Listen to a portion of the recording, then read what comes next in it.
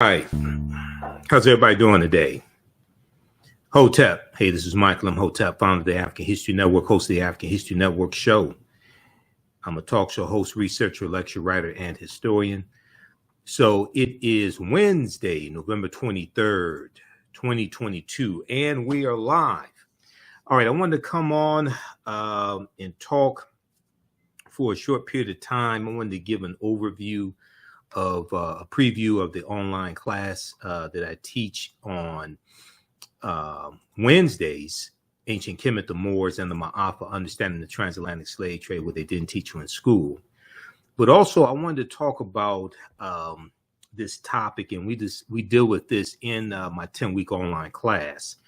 I wanted to deal with this topic of African empires and African civilizations that Europeans tried to claim as their own. And in some cases, Arabs tried to claim it as their own as well. And this goes beyond Kemet. This goes beyond Egypt. Egypt is one of them. That's probably the most prominent. But there are others as well. And I posted a video on our Facebook fan page, the African History Network. Some of you all saw this video. It got about 1,500 likes. And it deals with this white archaeologist who finds out that the ancient Africans, this one here is dealing with Nubia. He finds out that the ancient Egyptian pharaohs and the Nubians were Black Africans, and he's shocked. Okay, I'm gonna show you that here in just a minute. Okay, but we do thousands of years of history and what leads up to the transatlantic slave trade taking place in this 10-week class. So we'll give you some information, how you could register for it, and how you could join us in class today at 7 p.m. Eastern Standard Time. But you're going to learn a lot in this 10-week online course. So if we look at some of these African empires that Europeans tried to claim as their own, the first one that we'll look at would be that of Nubia. Okay, the first one would be Nubia, and or Ta-Hesi or Ta-Seti. Okay, and Nubia exists from about 4,500 BCE, before the Common Era, to 500 AD. Okay, and somebody E. Verdi says South Sudan like the Egyptian. Yeah, so you're looking at the lower portion of Kemet or Egypt and the upper portion of the Sudan. This is the area that was Nubia. Okay, you're going to have a larger region that's going to be Kush. That's basically a region as opposed to a country. Okay, so let's look at this here, and I'll post. We have information here in the thread of the broadcast to register for the class. Also visit our website, theafricanhistorynetwork.com, theafricanhistorynetwork.com.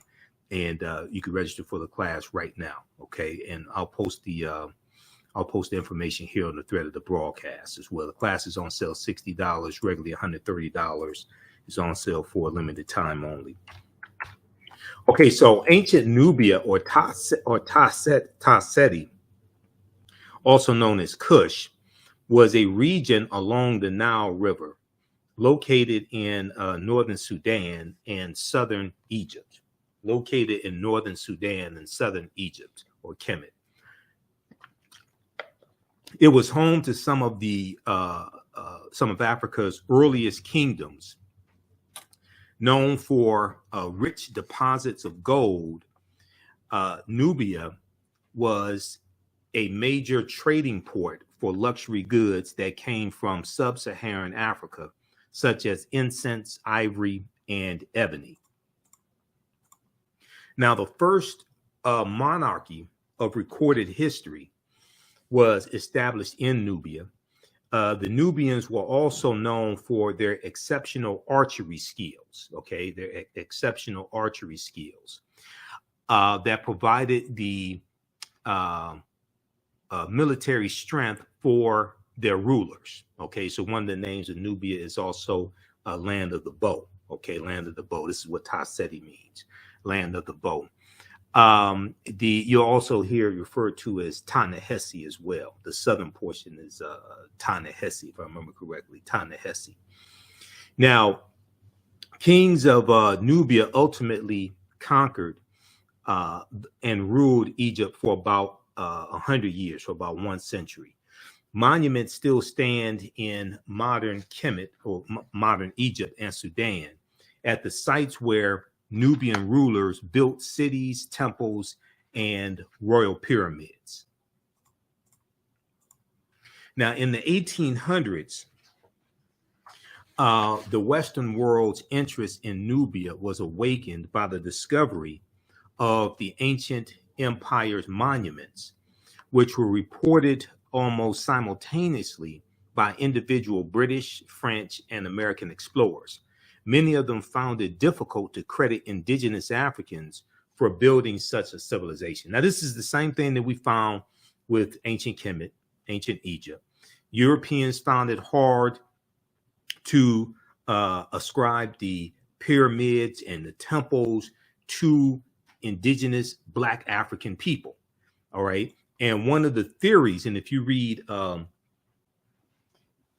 Valley Contributions to Civilization by Tony Browder, one of the we use in the 10-week online class. I'm around, we're going to do like 11 to 12 weeks because some sessions I had to cut short because of my work schedule. One of the theories was from these European archaeologists and scientists, things like this. One of the theories was that the ancient Egyptians were brown-skinned Caucasians. This is one of the theories that they had, over the years.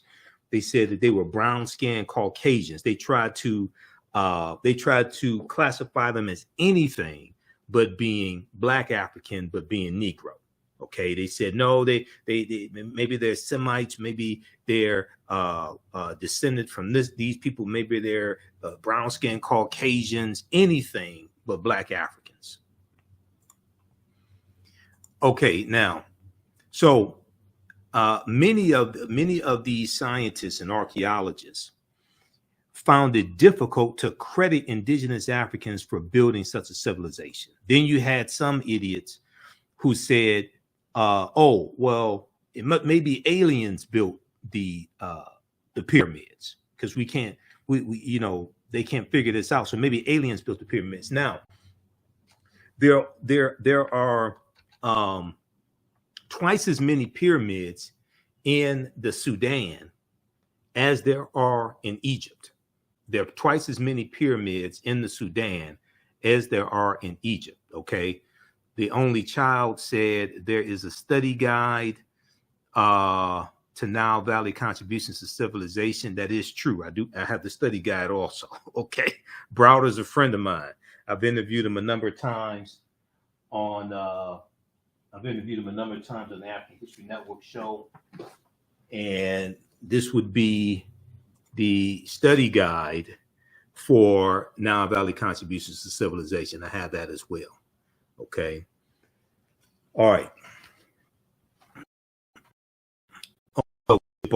You skip on class also. I talked to Browder about he went to he was speaking at an educational summit in South Africa because I want to do another interview with him. Okay, now let's continue here. Okay, so I showed this video. I shared this video on our Facebook fan page, the African History Network, a couple of days ago, and people have been watching it. They've been going crazy over it. It's gotten over 1,500 likes, and I see other people have been sharing our video, and other Facebook platforms have been sharing the video as well. Okay, so remember, we were one of the first ones to share it. But in this video here, you have this European scientist, all right, and he's disappointed when he finds out that ancient Egyptian pharaohs were Black Africans. He's disappointed. And when I posted this on our Facebook page, I said, who the hell did he expect the ancient Egyptians to be? Brown-skinned Caucasians? Because this is the information that has been put forth, but the same thing applies to Nubia because these are cousins, okay? These are cousins. The same thing applies. And then when you see movies like Cleopatra starring Elizabeth Taylor, what this does is this colonizes people's minds, not just Europeans, but also African people, African Americans. It colonizes our minds and makes us think that these historical figures were Europeans, and they were not. This is the problem every Easter when people sit up and watch the Ten Commandments starring Yul Brynner as Ramses, okay? The Egyptian pharaoh, the Kemetic pharaoh. Ramses wasn't no European. He was African. That's a whole, I've done a whole presentation dealing with the history of Easter. We did this, we did it earlier this year. We did it April, around Easter time, 2022, to get deep into it and deal with the Exodus story as well. Okay, because the Exodus story is problematic. All right. So you trying to tell me, I'm gonna show this video in just a second, but hold on. You trying to tell me that 2 million people, it was supposed to be 2 million people that exited out of Kemet, out of Egypt. Okay. You trying to tell me that 2 million Hebrews or Jews, or however you want to describe them, 2 million of them wandered in the desert for 40 years. You trying to tell me 2 million of them wandered in the desert for 40 years? Where did they get water from for 2 million people for 40 years in the desert? What did they eat in the desert? 2 million people for 40 years. Now, I can hear some people right now complaining and things like this. So let me show you. I want to show you this source for you to go research this yourself. Proper documentation ends all conversation. You don't have to word I say. Go research this yourself. Okay. Now, this article here, and this was part of my research and part of the presentation I did earlier in the year when we dealt with Easter and the Exodus and all that history. Okay. This is from history.com, which is the official website of the History Channel. This is an article called Passover. Okay. So article called Passover. Go read this entire article. All right.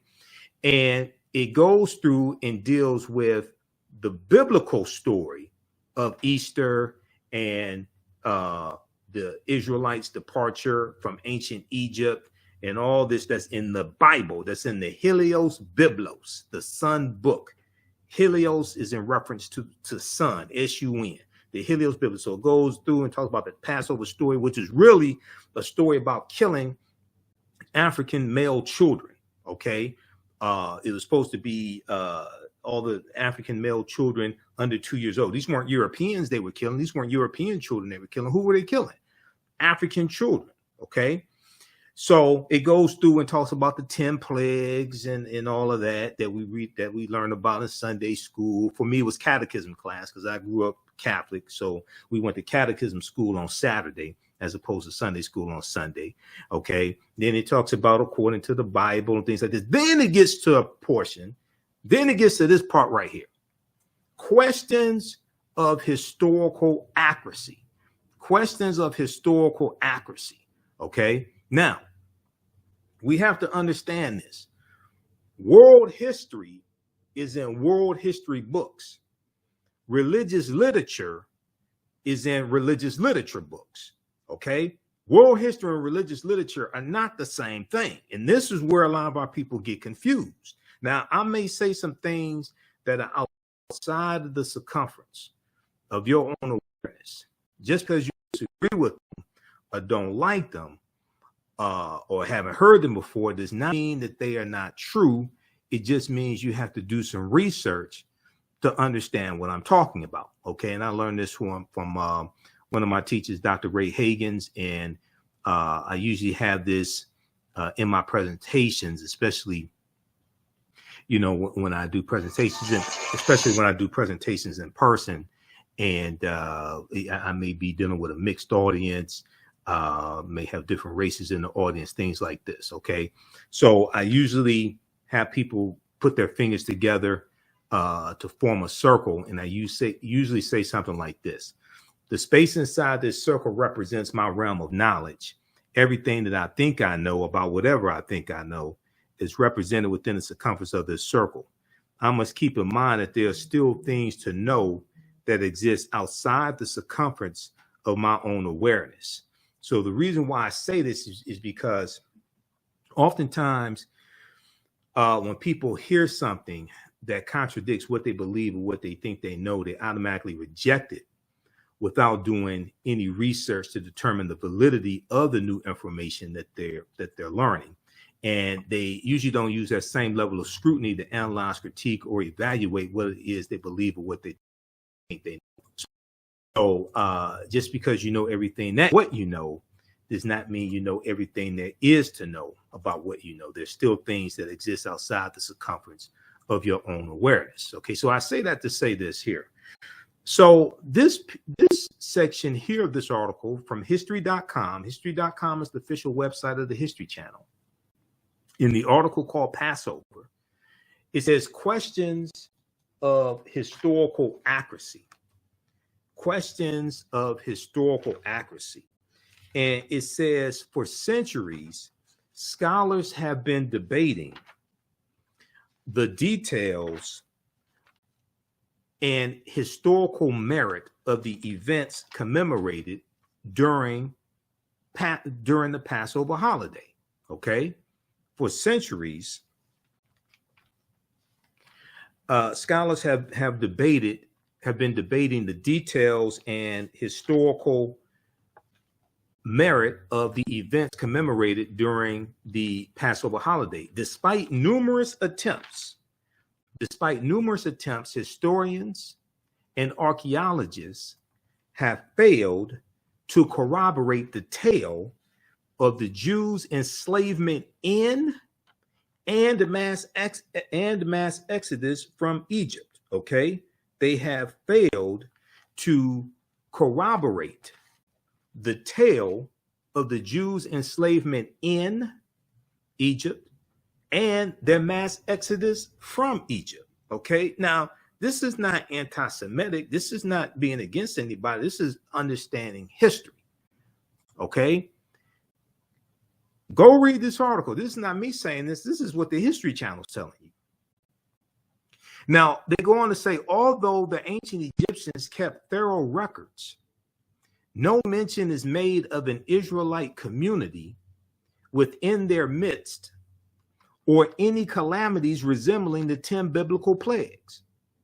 There is also no evidence of large encampments in the Sinai Peninsula, the fabled site of the Jews wandering, or any sudden fluctuation in Israel's archaeological record that would indicate the departure and return of a large population. You realize that 2 million people or 1.5 million or a million people wandered around in the desert for 40 years or left a country and then went to another country. You understand that would throw off the ecology of that country, and it will leave archaeological remnants behind, archaeological evidence.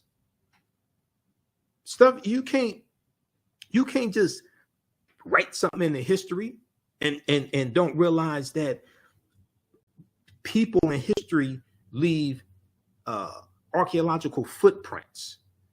Okay, this stuff doesn't happen.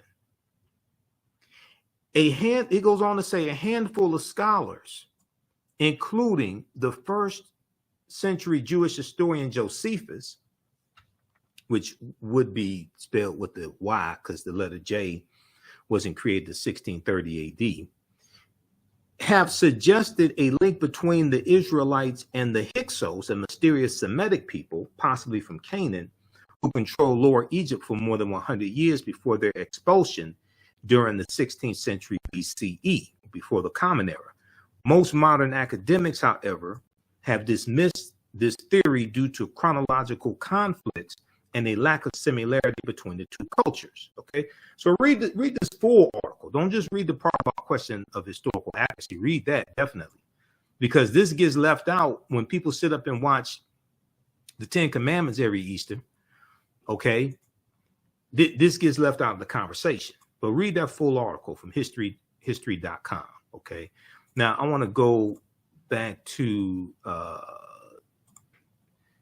PowerPoint presentation, and these are some slides from the class that I teach also. Okay, the 10-week online class teaching Kemet, the Moors, and the Ma'afa, understanding the transatlantic slave trade. And we do the sessions live. All the sessions are archived and recorded, so you can go back and watch the classes anytime. A year from now, 2 years from now, you can watch the entire class. Okay, so here's what happened with this scientist who didn't know that ancient Egyptian pharaohs were Africans. Challenges the prevailing image of the Egyptian ruling class. We always thought the ancient Egyptian elites were Mediterranean type, and in this sense, Shema is representing the society of the frontier, in which different ethnic groups were mixed. At the end, it doesn't matter the color of your skin. Shema was Egyptian. All right. Yeah. So he says he has to admit Shema was Egyptian. He said it doesn't matter the color of your skin, blah blah blah. Okay. He said they thought the Egyptian elite were Mediterranean type. Just more nonsense. Okay, so he got a real wake up call with that scientific discovery. Now, during the 1840s, German Egyptologist Carl Richard Lepsius, who lived from 1810 to 1884, asserted confidently that the Greek term Ethiopian, when referring to the ancient civilized people of Kush, did not apply to Negroes. He said it did not apply to Negroes, but was used to describe reddish-skinned people closely related to the Egyptians who, quote, belong to the Caucasian race, end quote. Okay, so they're trying to ascribe the Egyptians and Nubians, things like this. They're trying to ascribe them to the Caucasian race and say and describe them as reddish-skinned people. Okay, they also said that the Egyptians were brown-skinned Caucasians.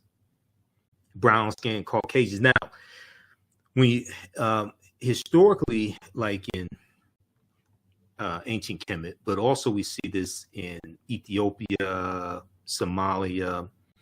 A lot of them didn't have broad noses and thick lips. Some of them had more aquiline features, narrow noses, thinner lips. Some of them, okay. These were still Black Africans. So we see all these mental gymnastics that take place with people who don't want to admit that one of the greatest civilizations in history was created by Black African people. They don't want to deal with that. All right. And we see the same thing with Nubia. Okay. We see the same thing with Carthage, where you have Hannibal Barca and the Carthaginians.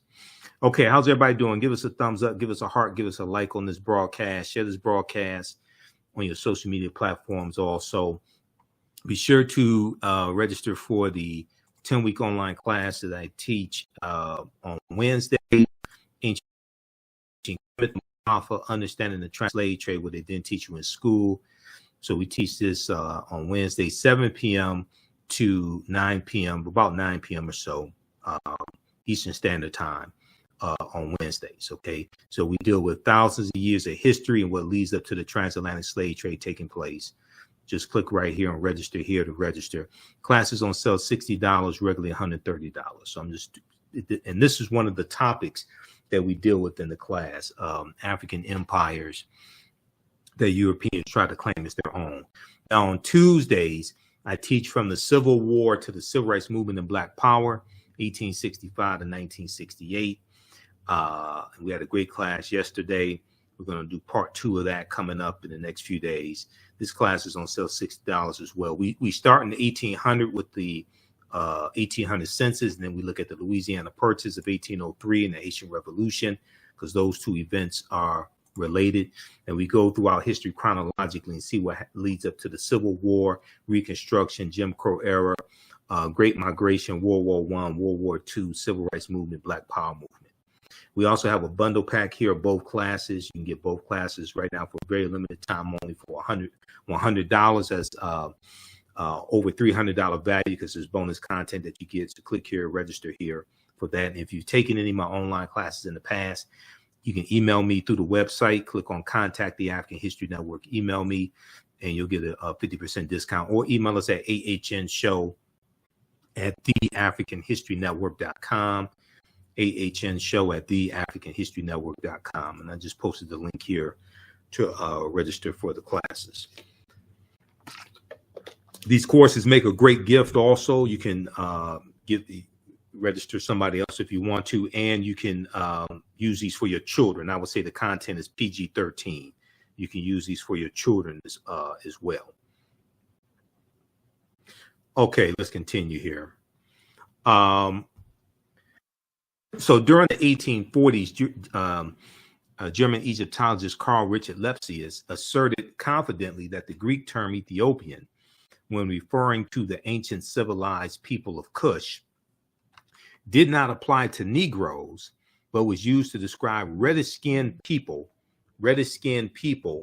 closely related to the Egyptians who belonged to the Caucasian race. All right, let's continue. Now, Nubia was, in recorded history, is the first recorded monarch, okay, or monarchy. Now, ancient Egypt is the first major civilization in Africa for which records are abundant. It was not, however, Africa's first kingdom. And we know that Nubia is the mother of Kemet. Ta-Seti is the mother of ancient Kemet. The grandmother of Kemet would be Abyssinia or Ethiopia, okay, because civilization flows up the Nile River. So the grandmother is Abyssinia or Ethiopia. Nubia is the mother, and then you have ancient Kemet. So there was an article from the New York Times from March 1st, 1979. March 1st, 1979, and I read the article today. I've seen excerpts of the article previously, but I read the article in its entirety today. A March 1st, 1979 article from the New York Times. It was a front page article written by journalist Boyce Rensberger, Rensberger, Rensberger, reported, quote, evidence of the oldest recognizable monarchy in human history, preceding the rise of the earliest Egyptian kings by several generations, has been discovered in artifacts from ancient Nubia. Has been discovered in artifacts from ancient Nubia, or Ta-Seti. The artifacts, including hundreds of fragments of pottery, jewelry, stone vessels, and ceremonial objects, such as incense burners, were initially recovered from the Custul, Qustul cemetery by Keith C. Seale, Seele, a professor at the University of Chicago.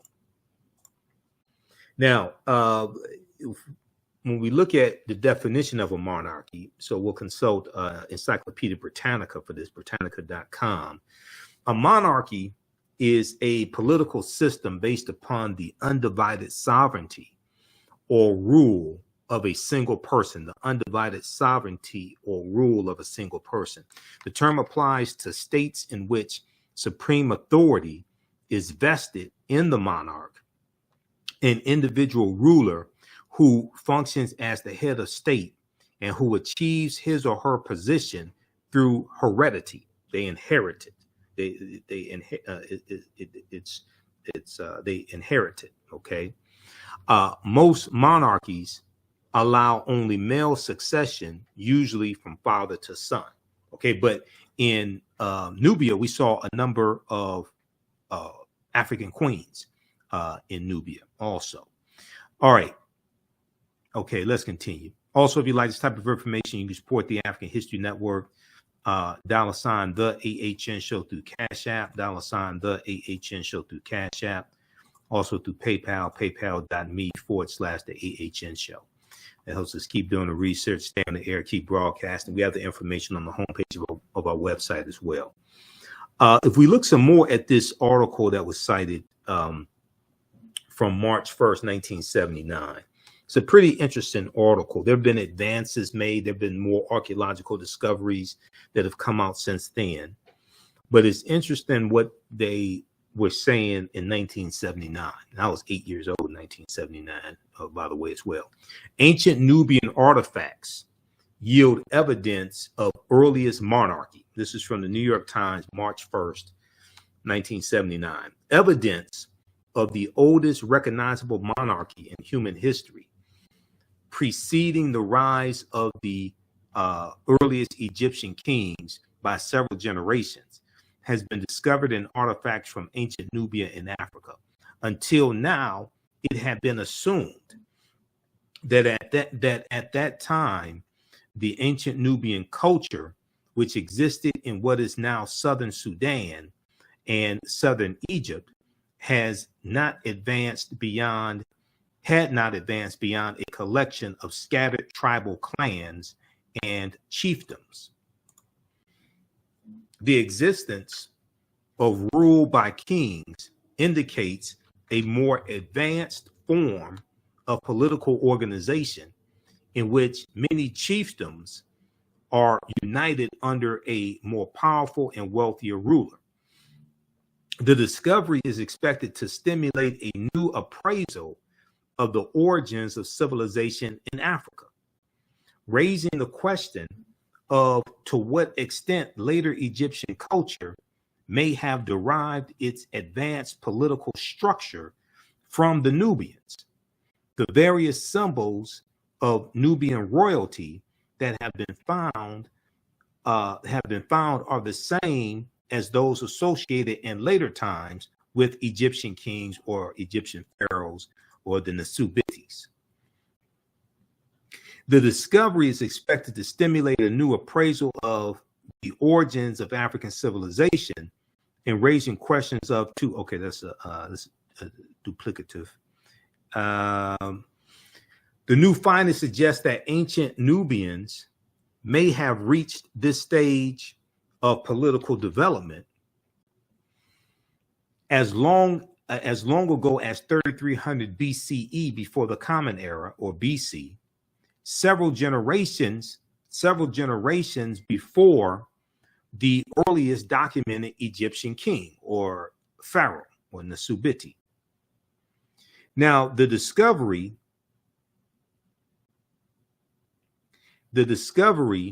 is based on study of artifacts from ancient tombs excavated 15 years ago. Okay, so that'll go back to like 1964 or so, because this article's from 1979, 15 years ago, and 64, 65, in an international effort to rescue archaeological deposits before the rising waters of the Aswan Dam covered them. Okay, so check out this article here from the New York Times, March 1st, 1979. Ancient Nubian artifacts yield evidence of earliest monarchy. Okay, now another African empire that Europeans try to claim as their own, all right, is that of Carthage. And we'll talk about Carthage in today's class. And when you register for the class, Ancient Kemet, the Moors, and the Ma'afa, Understanding the Transatlantic Slave Trade, at our website, theafricanhistorynetwork.com. And we'll post a link here again so you can register for the course. And we also have the bundle pack as well. We get both classes for $100. That's over $300 value. because today we'll talk about the Punic Wars and Hannibal Barca and the Battle of Cannae. Okay, so there was a on the History Channel, they had a series called Barbarians Rising. Barbarians Rising. This was back in 2015, and Nicholas Pinnock portrayed Hannibal Barca. Okay, and he did an excellent job portraying Hannibal Barca. History Channel's newest documentary series, Barbarians Rising, tackles the fall of Rome over the course of 700 years of invasions. However, the most recent episode that aired Monday depicts Hannibal of Carthage as a black man, which he was, and many white history buffs are crying foul over what they say is historical inaccuracy. In the series, Hannibal is portrayed by Black British actor Nicholas Pinnock. He did a fantastic job of it. I've posted his picture on our fan page, the African History Network, before also.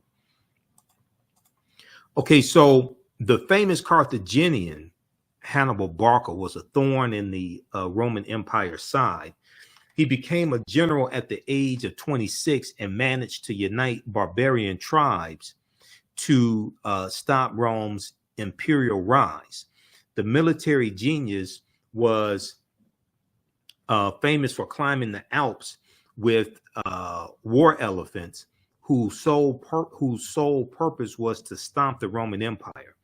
Hannibal Barca ultimately wanted to invade Rome, but he failed to do so. Now, there have been debates over the race of Hannibal. This debate still continues to this day. It's not much of a debate, okay? The Carthaginians are descendants of the Phoenicians. Phoenicians are descendants of a larger group called the Garamantes. These are all African. These are black African people. These are not Arabs. These are black African people. Check out this article from AtlantaBlackStar.com from June 7th, 2016. It was 2016 that the series came out, Barbarians Rising. History Channel portrays Hannibal as black. White people cry foul over historical revisionism, okay? And Carthage, which exists from 813 BCE to 146 BCE, because Rome destroys Carthage, okay? This is another African empire that Europeans try to claim as their own as well. Okay.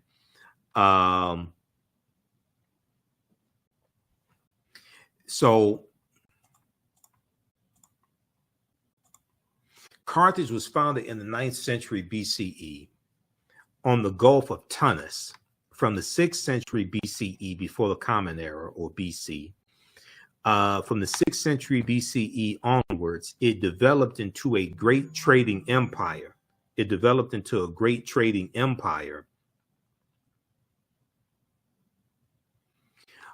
Covering much of the Mediterranean, and was home to a brilliant civilization.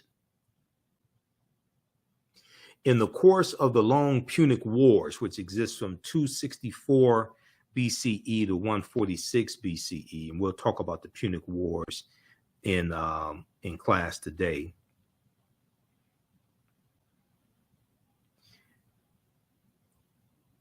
In the course of the long Punic Wars, Carthage occupied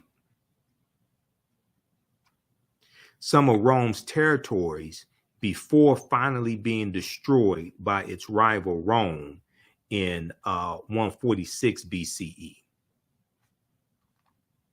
Now, in his book, World's Great Men of Color, Volume 1, Joel Augustus Rogers, better known as J.A. Rogers, asserts that the Carthaginians were descendants of the Phoenicians, a Negroid people, and that, in fact, until the rise of the doctrine of white superiority, Hannibal Barca was traditionally known as a black man. So when we see a rise in the European phenotype, and Europeans are coming out of the Dark Ages, going from the 1300s into the 1400s AD, Common Era. As they start to conquer people's lands and enslave people, extract the mineral wealth out of their land, Europe is starting to rebuild itself. Europe had lost 1/4 to 1/3 of their population to the Black Death, the bubonic plague that hits in spurts from 1347 to 1400. So as you have a rise in European powers, Spain and Portugal and France and Germany, England, things like this, as you have a rise in European powers, you have a rise in the dominance of European phenotypes.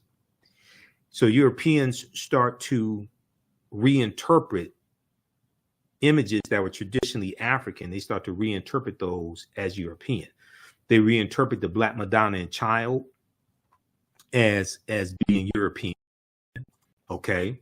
And the Black Madonna and Child was worshipped all throughout Europe. And we know that comes from Asar, Aset, and Heru, okay, who the Greeks called Osiris, Isis, and Horus. We see Michelangelo paint the Sistine Chapel, and he uses his aunt and uncle as the image of Adam and Eve, and he paints God as being white. We see Hercules was traditionally Black, traditionally African. He gets reinterpreted as being a European. We see Zeus. Zeus, in Greek mythology, Zeus is said to be the king of the gods, but they say Zeus comes from Ethiopia. Okay, he gets reinterpreted as a European. So we're going to see this take place when Europe comes out of the Dark Ages. All right, now,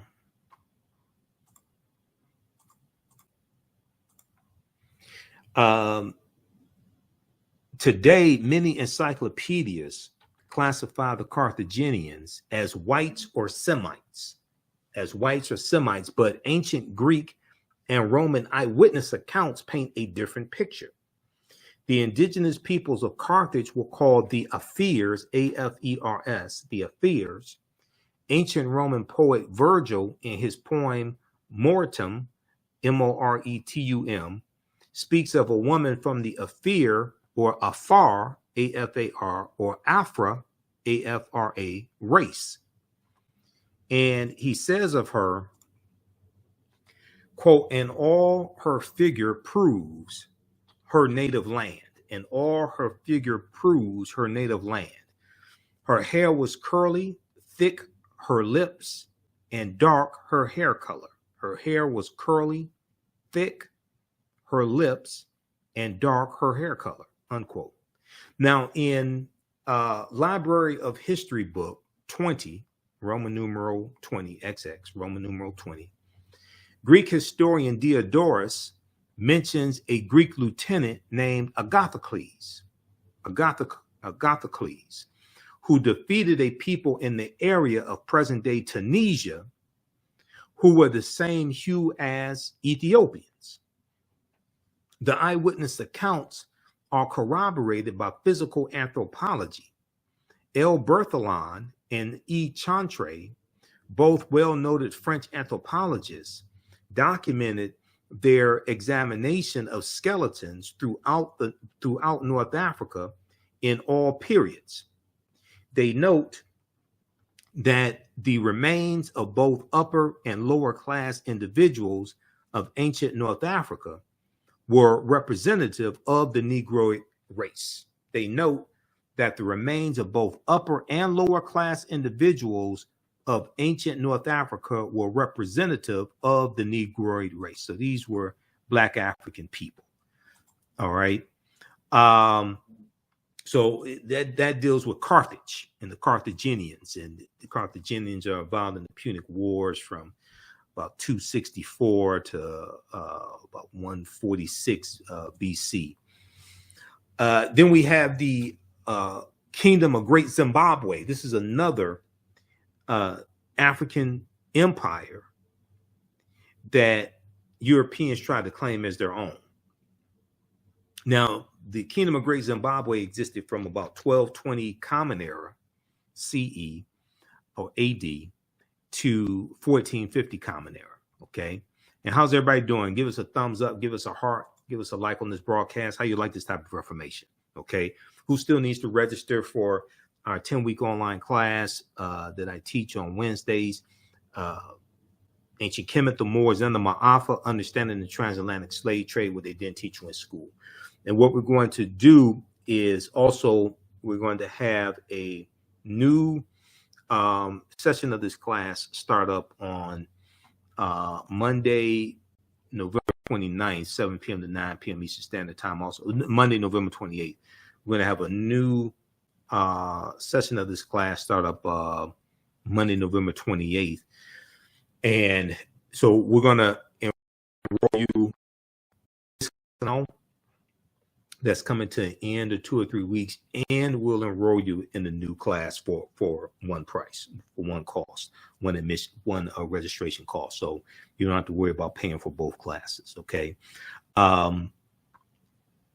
We'll post a link again here. You can register for the classes right now, and you can join us in class today, because we normally teach these 7 p.m. to 9 p.m.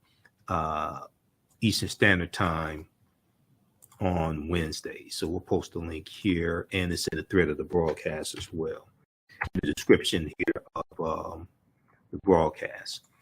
Okay, let's continue. We'll be here for a few more minutes.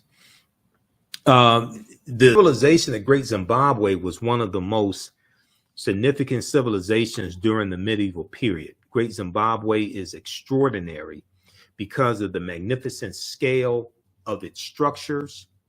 Its most striking edifice, referred to as the Great Enclosure. The Great Enclosure has walls as high as 36 feet, extending approximately 820 feet. Walls as high as 36 feet, walls as high as 36 feet, extending approximately 820 feet. Okay.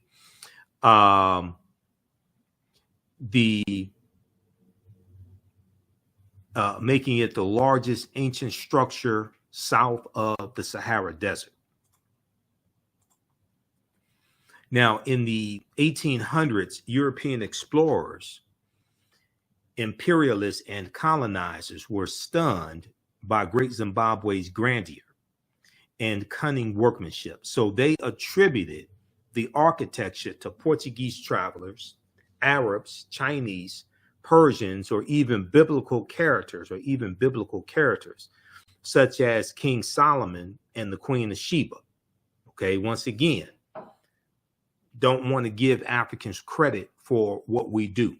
Okay, and this is what European colonizers and imperialists did. Now, according to the Metropolitan Museum of Art, archaeological investigations conducted during the first decades of the 20th century have dismissed those attributions and confirmed both the antiquity of the site and its African origins. Both the antiquity of the site and its African origins.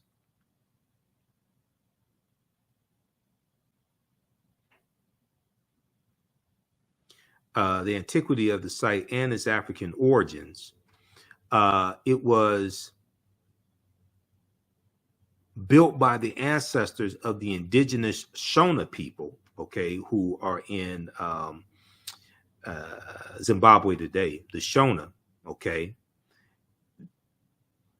It was built by the ancestors of the indigenous Shona people in the 11th century, long before the first Europeans ever set foot in Zimbabwe. Okay, now, the last African empire that we'll look at is Namibia. Namibia, not Namibia, okay, but Namibia, okay, which existed from 202 BCE to 46 BCE, before the Common Era. Now, Namibia was another great Black Berber Libyan nation in northern Algeria, Namibia. during the time of the Romans and the Carthaginians. Now, this is during the time of the Punic Wars. And we're going to see Numidia side with the Romans against the Carthaginians. Now, it began as a sovereign state and later alternated status between Roman province and Roman client state. It is considered to be the first major state in the history of Algeria and the Berber world. Now, Numidia has also been classified by European and Arab historians as a Caucasian or Semitic built civilization. European and Arab historians tried to claim Numidia as their own, saying it was a Caucasian or Semitic built civilization. However, in his book, The Destruction of Black Civilization, by Dr. Chancellor Williams declared that Libya was once so nearly all black that to be called a Libyan meant that one was black. Okay? At one point, Libya was so black that to be called a Libyan meant that one was black.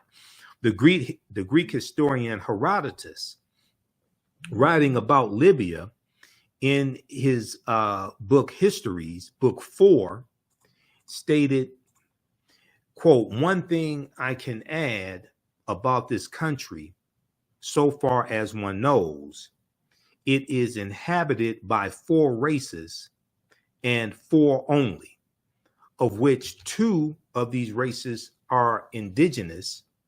2 are indigenous and 2 are not indigenous. The indigenous peoples are the Libyans and Ethiopians. The former referring to the Libyans, occupying the northerly and the latter the more southerly parts. The immigrants are the Phoenicians and the Greeks. The immigrants are the Phoenicians and the Greeks. Now, one of the most famous, end quote. Now, one of the most famous Berber Moors of the Roman times was Massinissa, Massinissa, Massinissa, who was the king of Numidia. He lives from 238 BCE to 148 BCE. Now, Massinissa assisted the Romans against the Carthaginians during the Punic Wars. Okay, and when you study the Punic Wars, you read about this. We deal with this in the class. Now, this coin here depicts the coin depictions and statues of King Massinissa confirm without doubt that this great Berber leader and king of the Moors was phenotypically a black African man with woolly hair, similar to the West African type. Now, Syphax, Syphax, king of the Massalinians, the Massalinians, Masaesylians,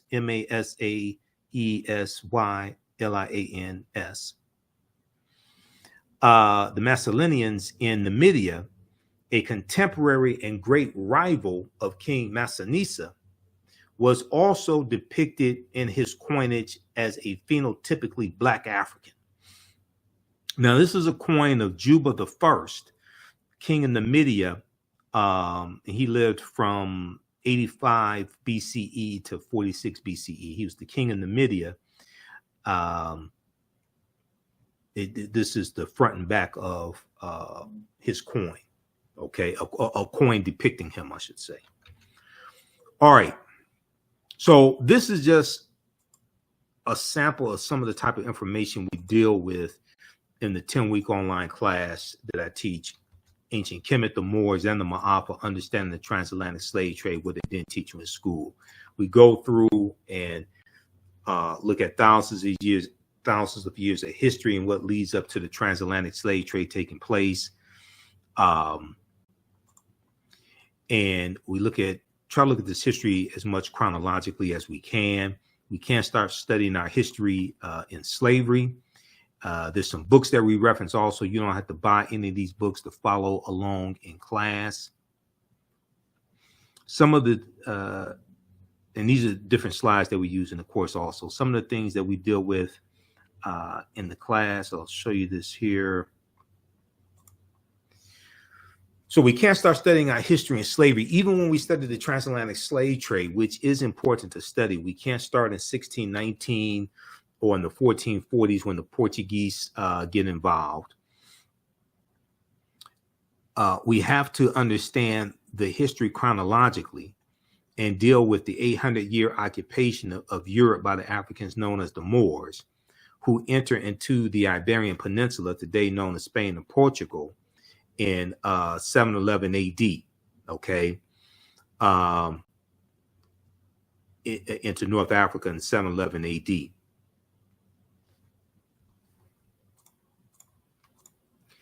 This course not only deals with the transatlantic slave trade, but we deal with thousands of years of history that leads up to the transatlantic slave trade of African people taking place. Now, August 20th, 2019 marked the 400th year anniversary of those 20 and odd Africans on the White Lion pirate ship coming into Virginia, okay?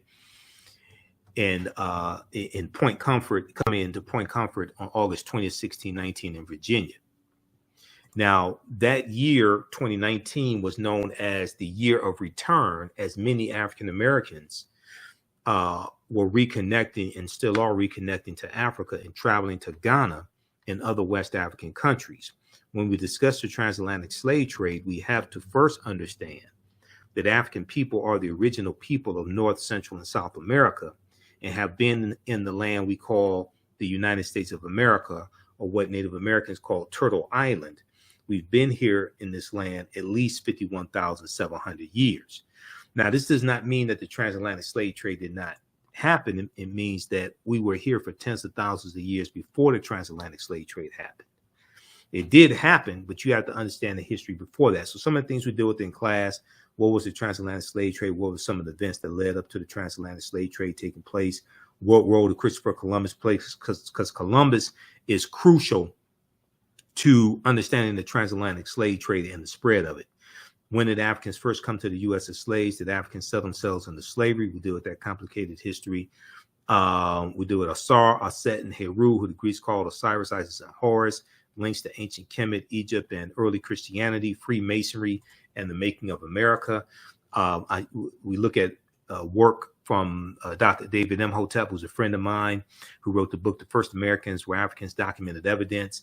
And on page 14 of his book, he deals with a discovery in Allendale County, South Carolina in 2004, where Dr. Albert Goodyear and his team discovered 13 different types of evidence that thoroughly document an African presence in this country going back at least 51,700 years ago, at least 51,700 years ago.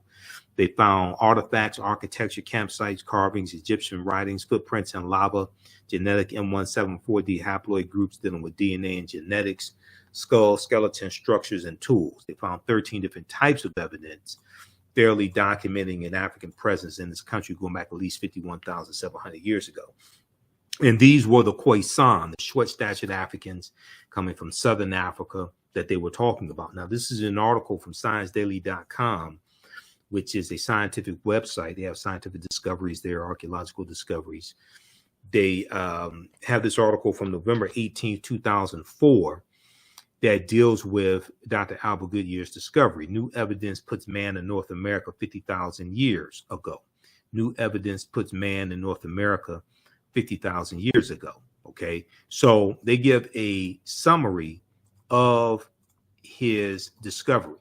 All right, and what they say is radiocarbon tests of carbonized plant remains, where artifacts were unearthed last May along the Savannah River in Allendale County by University of South Carolina archaeologist Dr. Albert Goodyear, indicate that the sediments containing these artifacts are at least 50,000 years old, meaning that humans inhabited North America long before the last ice age. So you can go read that entire article that came out November 18th, 2004. And these different archaeological discoveries are coming out every other week. They're causing the scientists and archaeologists and paleontologists to push the timelines back. Okay. They keep having to push the timelines back. It's causing them to rethink everything. Now, in October 2012, genetic study published in Science magazine found that the Khoisan in southern Africa are the oldest ethnic group of modern humans, with their ancestral line originating about 100,000 years ago. The Khoisan, formerly called by the derogatory term Bushmen, okay, the Khoisan are genetically unique, and no other currently known population had separated so early from our common modern human ancestor, according to the report. Now, here's a picture of two Khoisan women as well. Okay.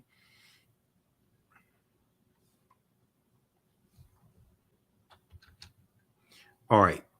So we go throughout history and look at different archaeological discoveries that have come out recently, like this one here on the Greek island of Crete.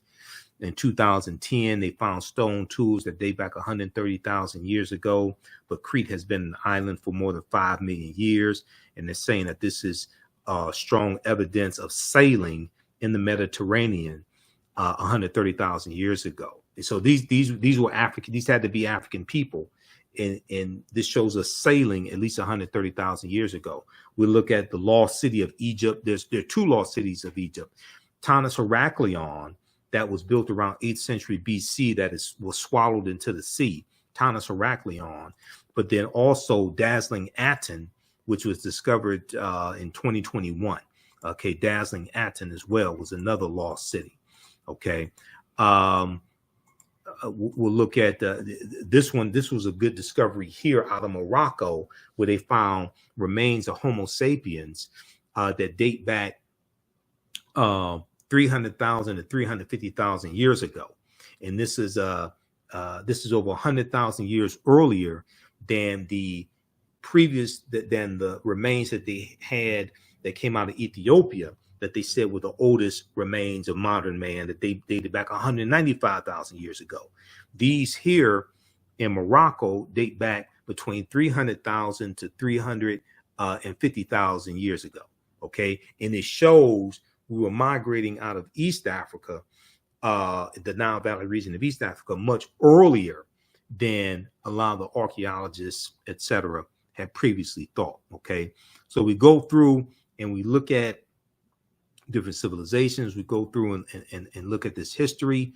We look at the African influence here in the U.S. We see the Washington Monument is an ancient African symbol called a tekken. The Greeks call it an obelisk, and we see tekens in New York City, London, England. We see them in Paris, France. These are tekenu for plural, that were taken from Africa. Ancient Egyptians called obelisks tekenu, and they were also used to tell time in the past. Their pinnacles were basically covered in gold to reflect the sunlight. Historians say the obelisks represented immortality and eternity, and their long structure helped connect the heavens and the earth.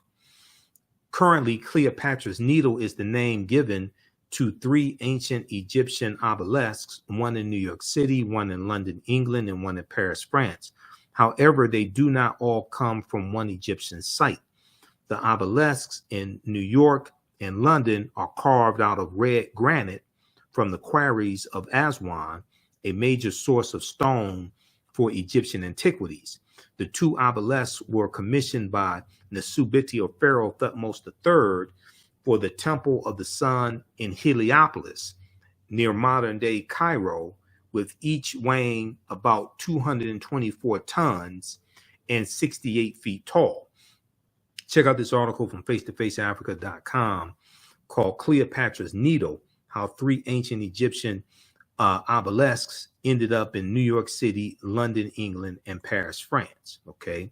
And then we deal with, of course, Asar, Aset, and Heru, who the Greeks called Osiris, Isis, and Horus. We know there were at least 1,200 Tekenu built in ancient times in ancient Kemet, but there are only about a dozen or less than a dozen are found in Egypt today. Many of the Tekenu removed from Egypt are now in Istanbul, Turkey, London, England, Paris, France, Berlin, Germany, New York City, Rome, Italy, Vatican City, and elsewhere throughout the world. The Tekenu are now called obelisks by their new owners, and few know their origin or that they symbolize the resurrection of the African king Asar. This is from page 17 of Egypt on the Potomac by Tony Browder. So we also deal with Freemasonry and the African influence on Freemasonry as well, and where those teachings come from.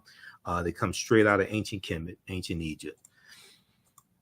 We deal with the Black Madonna and Child. Also, we look at some of the different Neteru, the different deities in ancient Kemet. We look at things like Sinterklaas and Zwarte Piet. In Zwarte Piet, Black Piet was a Moor. So this deals with the history of the Moors in the Netherlands and Holland, but also in Spain as well. Okay. So this is just a brief overview of this 10-week online class. There's over 50 articles that we reference in the class. It's about 100 or so slides, something like that. With the slides, we also deal with the film Black Panther. Okay, we talk about that in the class because there's a lot of African influences that we see in the film Black Panther, and the Panther deity Bast comes from the Neter, the deity Bastet, the goddess Bastet out of ancient Kemet. And Bastet was an ancient Egyptian goddess worshipped in the form of a lioness and later a cat. She was a goddess of warfare in Lower Egypt, Lower Kemet. She was worshipped as early as the Second Dynasty, 2890 BCE. So we deal with that in Black Panther. Then we go through and we look at some of the history of the Moors as well, and who were the Moors, and the Moors going into the Iberian Peninsula, today known as Spain and Portugal, in 711 AD. And they go in 710, led by Tarif, the General Tarif, for the reconnaissance mission, but then go on in 711 AD, led by Tariq ibn Ziyad. And we know where they landed in the Iberian Peninsula. They named the mountain Tariq's Mountain, Jebel Tariq, Tariq's Mountain, which we call Gibraltar. So when you hear about the Rock of Gibraltar, that is a mountain named after an African man, Tariq ibn Ziyad. Okay, and then we look at what leads to the transatlantic slave trade taking place. We look at the Moors losing control of Spain and their last stronghold, Granada, January 2nd, 1492. We look at Christopher Columbus and how Columbus is crucial to understanding the spread of the transatlantic slave trade. And Columbus never came to the land we call the United States of America. The closest he came here was Cuba, which is 90 miles away. But we're going to see Columbus is responsible for the decimation of 12 million to 25 million people. Right Reverend Bishop Bartholomew de las Casas, who traveled with Columbus on his voyages, some of his voyages, he estimated that Columbus was responsible for the murder of 12 million to 25 million indigenous people. Now, Dr. David Imhotep, in the book, The First Americans Were Africans, Documented Evidence, he talks about how 70% of the people Columbus encountered on his 4 voyages were African people. Okay, so then we go through and we look at and we see what leads to the transatlantic slave trade taking place. Okay, then we go through and analyze the transatlantic slave trade as well. All right, so this is a 10-week online class.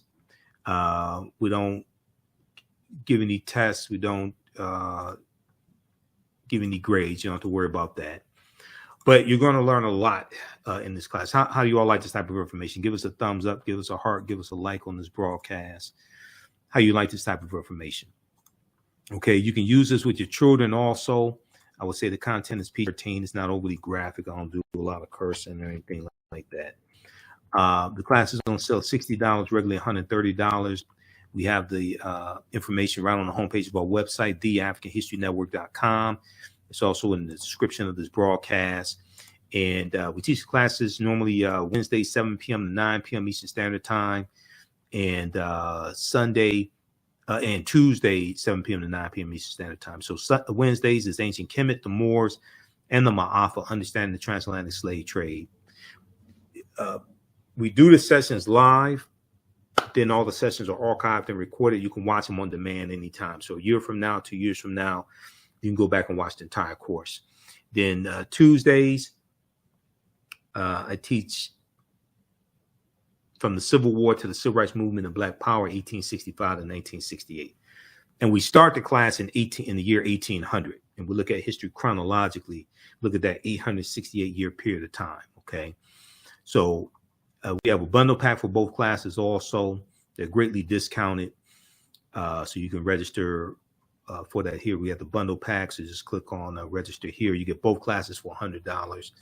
And we have a promotion coming up for Black Friday. It won't include the courses because the courses are already greatly discounted, but it includes my DVD lectures and digital downloads that we have at our website, theafricanhistorynetwork.com. So look out for that as well. Okay, if you want to support the African History Network, also $ the AHN show through Cash App, $ the AHN show through Cash App, or through PayPal, paypal.me/the AHN show. You can click on the links here and it takes you to our QR code. This helps us keep doing the research, stay on the air, keep broadcasting, pay some of the bills, broadcast the our Sunday night show, the African History Network show on Sundays that I've been doing for 12 years, 6 years on 9-10 a.m. the Superstation WFDF here in Detroit. Okay, so you can support us that way as well. Saturday, I will be at Pace Academy in Pace Academy in Southfield, Michigan. I'll be there for the pop-up shop that Zeta Phi Beta Sorority Incorporated is doing. My sisters at Zeta Phi Beta Sorority Incorporated. I'll be a vendor there. So it's taking place 12 noon to 6 p.m. We're going to put that on our homepage of our website, The African History Network. It's taking place 12 noon to 6 p.m. And I also posted it on my personal page. I need to post it on the African History Network fan page. Let me pull this up here. Where is this? Just a second. Let me pull this up here. Okay, this is taking place. This is for Small Business Saturday, Black Friday, and Small Business Saturday. It is taking place Saturday, November 26th.